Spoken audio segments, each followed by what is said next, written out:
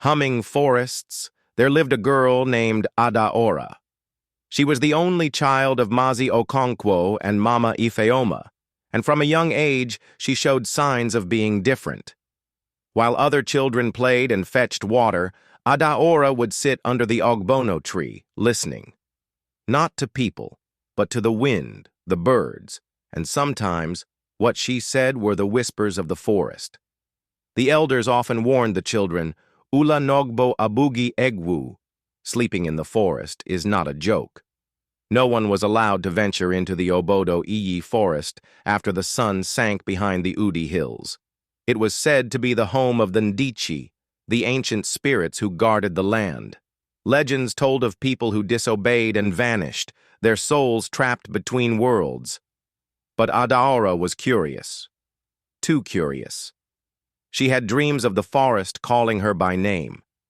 In her sleep, she spoke strange words no one understood. Her grandmother, who was once a priestess, would often look at her and say, "This child is touched by the gods." One evening, as the sun melted into a golden pool across the sky, Adaora followed a soft melody that only she could hear. It floated from the edge of the forest, tender and haunting. Ignoring the calls of her mother, Adaora walked into Obodo Ayi barefoot, her white wrapper brushing against the long grass. And just like that, she disappeared. The village was thrown into chaos. Mazi Okonkwo ran into the forest with a lantern and machete, shouting her name. Hunters searched. The dibia was consulted. Sacrifices were made, but no trace of her could be found. Days passed, weeks crawled by. People whispered that the spirits had taken her. Her mother wept endlessly. The priest declared that she was gone to the land of the unseen. A shrine was built at the edge of the forest in her memory. Life moved on, but a quiet sadness lingered over the village like Harmattan fog. Then, one eerie night during a new moon, as the village slept, Adaora returned. She walked out of the forest, her feet spotless, her wrapper untouched by dirt, and her eyes deeper than any well.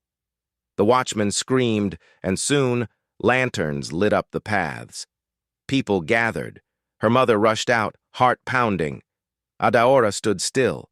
She smiled faintly but said nothing. Her body was warm, her breath steady, but her aura different. The elders ordered a cleansing. The dibia poured libations, waved leaves, and chanted. Still, Adaora remained silent. On the third night, she spoke. Not to the elders, not to her parents, but to little Chica, the curious girl who always followed her around. "I saw them," she whispered. "Who?" Chica asked. "The spirits, the old ones, the watchers. They live in a place where the sky is always blue and the trees speak in riddles." Chica trembled, but Adaora smiled. "They are not evil. They are forgotten. They chose me because I listened." Rumors spread like wildfire. Adaora could now speak languages no one taught her. She drew symbols on the floor with charcoal, symbols that shimmered at night. She sang songs in forgotten tongues. Animals followed her. Even the stubborn village goat knelt before her one day.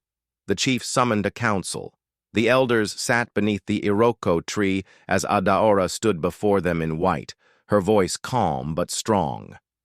"We have forgotten who we are. We abandoned the paths of our fathers. The spirits are not angry, but they are watching. They showed me what will happen if we continue like this."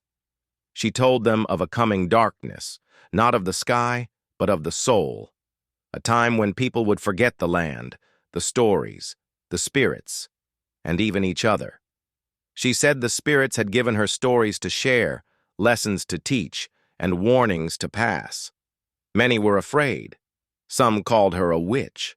Others knelt before her. But the children loved her most. Every evening they gathered at her feet to hear her tales. She spoke of Namiri, the water mother who sings to the moon, of Okpa, the talking tortoise, and the night the stars almost fell. Under her guidance, the village began to change.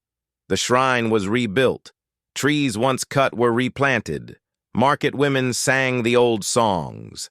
People brought cola and wine to the sacred tree again. Peace returned. But Adaora never again entered the forest. Not until many years later, when her hair had begun to silver and her eyes still glowed with mystery. One morning she woke and said, "It is time." She wore white, adorned her hair with cowries, and walked to the forest's edge. The villagers followed, crying, begging her to stay. She turned and said, "Do not fear. Stories never end.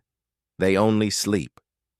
With that, she vanished into the forest once more. She was never seen again. But on quiet nights, when the moon is shy and the air smells of rain, children say they hear her voice in the wind. The trees sway with a rhythm only Adaora knew, and the sacred tree glows faintly. The village now celebrates Adaora's night every full moon. They gather by the sacred tree, light fires, and tell stories late into the night. And when the last tale is told, they all bow their heads and whisper, "We remember." For Adaora may be gone, but the stories live on. And so does her secret, carried in the roots of the forest, in the wind that dances through the trees, and in every child who dares to listen.